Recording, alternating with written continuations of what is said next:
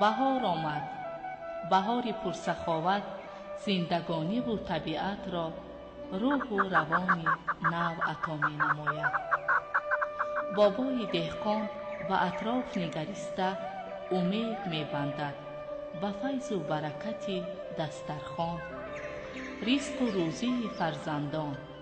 شکر می گوید با تحمل، اندیشه و اخلاص، نیتی پاک و آرزوها. بهار هر سال می آید، ولی طبیعتش این است که ما انسانها را هرگز ترک نمی گوید و از خود در همه جا نقشه و نشانی می گذارد.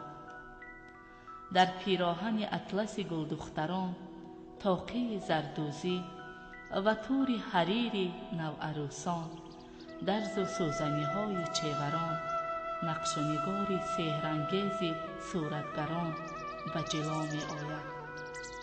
ای آدمان، بهار فرا آمده است.